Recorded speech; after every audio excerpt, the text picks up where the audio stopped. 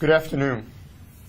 Beginning early this morning, approximately 100 members of federal, state, county, and local law enforcement agencies executed search and arrest warrants at approximately 20 locations in Spokane, Idaho, Nevada, and California.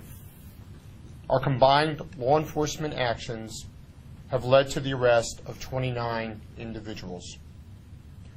The individuals arrested are allegedly members of a multi-state organized crime enterprise that threaten the safety of numerous communities by distributing illegal drugs, engaging in acts of violence, and other criminal activities. As we have demonstrated today, the Spokane Police Department and our law enforcement partners are committed to the relentless pursuit of individuals whose criminal activities threaten the safety of our community. We will not tolerate the distribution of drugs, acts of violence, or any other criminal activities that threaten our city and/or the Spokane region. With me today are FBI Acting Special Agent in Charge, W.J. Abbott, Spokane County Sheriff Ozzie Knezevich, Spokane Valley Police Department Chief Rick Van Leuven, Washington State Patrol Captain Jeff Otis, United States Border Patrol Chief Patrol Agent Gloria Chavez, Spokane County Deputy Prosecuting Attorney Larry Haskell, U.S. Marshal Craig Thayer, DEA Acting Resident Special Agent in Charge Tom Sullivan, Homeland Security Investigations Assistant Special Agent in Charge Robert Median. I would now like to invite FBI Acting Special Agent in Charge W.J. Abbott to the podium. Thanks, Chief. Good afternoon. Today's multi-state, multi-agency, large-scale enforcement operation occurred throughout Spokane, Washington, and also in Coeur d'Alene and Rathdrum, Idaho, Las Vegas, Nevada, and San Diego, Long Beach, and Inglewood, California. The FBI and SWAT teams from partner agencies conducted the searches and arrests. We searched over 15 locations, the majority of which were here in Spokane and the Spokane Valley. We arrested 29 individuals. 10 now remain fugitives. We seized over $30,000 in alleged proceeds today. This operation targeted the alleged DeAndre Gaither criminal enterprise. This investigation began to focus on Gaither well over a year ago and has led us to pursue a variety of charges against Gaither related to drug trafficking. We believe we've brought down an enterprise engaged in significant criminal activity, both in quantity of crime and magnitude. We also believe our joint investigation disrupted this entire enterprise, from the street level to its command structure. Our operation today was supported by 39 indictments. The Spokane Violent Crime and Gang Enforcement Team combines the expertise and resources from many agencies. The team is a task force funded by the FBI's Safe Streets program. It addresses gang-related criminal enterprises and other violent crime matters in Spokane and the surrounding area. The many partners on the team work shoulder to shoulder, year-round, and often around the clock.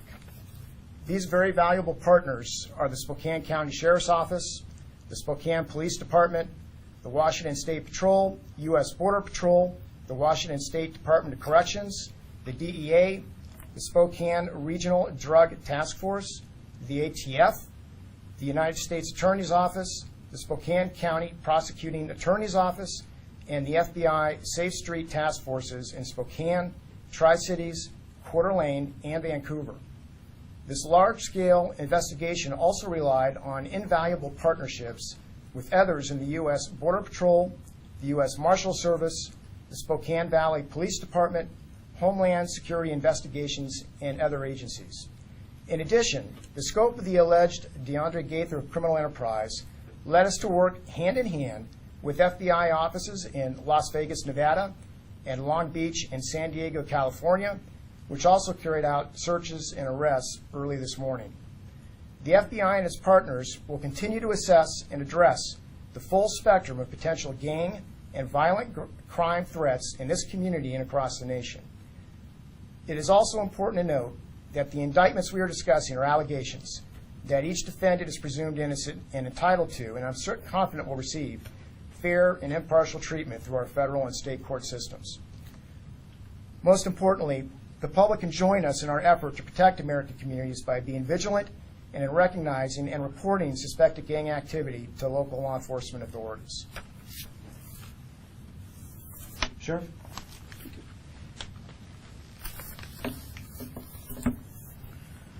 One of the things that I think that this operation highlights is the partnerships that have grown within this region. In 2006, when we started talking about putting together the Violent Crime and Gang Task Force, we brought a lot of people to the table, and we have done a lot of great work with those units. This is the 5th such large-scale operation. These operations are some of the largest law enforcement operations in Eastern Washington history. What does that really mean to you, the citizen of Spokane County, Spokane City, Spokane Valley? Well, for those of you who live in the unincorporated areas of Spokane County, this partnership has decreased the violent crime level in our county by 56% in the unincorporated areas. In the valley, by 24%. When you combine both the valley and the unincorporated area together, it's a 43% decrease in violent crime since 2007. That's impressive work, and the men and women of these task forces deserve a real round of applause from the people that they work for and from you, the citizen. I really believe that this unit has made our community safer and will continue to make our community much safer as they go forward, removing these influences from our neighborhoods. The Violent Crime and Gang Task Force is responsible for removing many head-level operators out of these particular crime enterprises. We'll take any questions that you might have regarding the operation.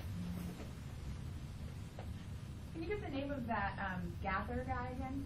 It's DeAndre Gaither, and you should have some printed material that references his name and provides the appropriate spelling. I won't try it here. What kind of drugs are we talking about? It was a polydrug organization, polydrug meaning many drugs, PCP, oxycodone, methamphetamine, ecstasy or MDMA were the primary illegal drugs that you'll see charged in the indictment, and I should say indictments. There are several indictments that comprise the 39 subjects that have been charged federally. And do want to emphasize that these are allegations at this point, and the judicial proceeding will continue to fully evaluate those charges. Is there any violent crime involved?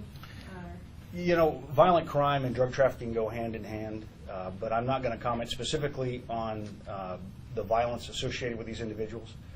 You'll see an array of subjects that are alleged to have committed the federal crimes charged, and you can research other crimes, and you'll be hearing more about that as the litigation proceeds. Can you elaborate on how dangerous these people are? Without characterizing the defendant's charge in this particular indictment, clearly continuing criminal enterprises present a danger on many levels. Suffice it to say that these individuals present a danger to every community, or individuals like this present a danger to every community, not only in the drugs that they sow, but the ruined lives that are left in the wake of those that consume those substances and the violence that follows in the wake of illegal drug trafficking. Other questions? I don't know if I'm cutting in front here, but I'm with the Coeur d'Alene Press. I'm just curious, did you guys arrest anybody in the Coeur d'Alene or Rathdrum location? I know there's a couple of fugitives in Rathdrum, and I know... There was an arrest in Coeur d'Alene. Okay. There are fugitives that were living in Rathdrum that are likely now in Southern California. But there was an enforcement action, or several of them, searches, and there was an arrest in Coeur d'Alene. So, you know, something, not to interrupt you, but these enterprises know no geographic boundaries. As you saw today, The investigation was rooted in Spokane, but extended to San Diego, to Inglewood, California, to Long Beach, California, to San Diego, California, to Las Vegas, Nevada. Clearly, the tentacles of these types of organizations reach far and wide. Can you say anything about what the Rathdrum and Coeur d'Alene locations, how perhaps what was going on in those houses, how they were related to this crime? No, I appreciate your question, but no, I can't characterize any particular location. But again, to say that this was an interstate criminal organization, at least it's alleged to have been, and so was the accompanying disruption and enforcement action.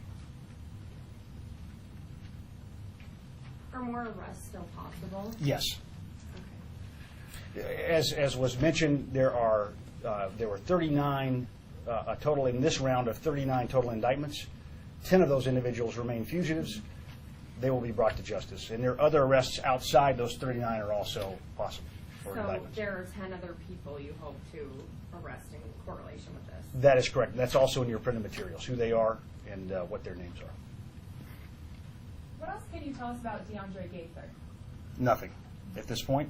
We're not going to release any more particularities about any particular individual, except what you'll see charged in the indictment or in the press release that is going to accompany today's press conference.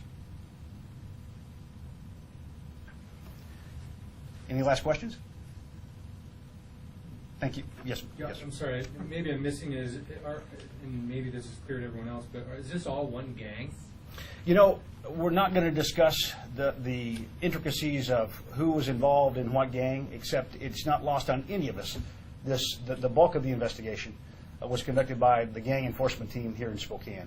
But the actual gang affiliations of the individuals, that'll be the subject of future litigation, and they deserve their day in court.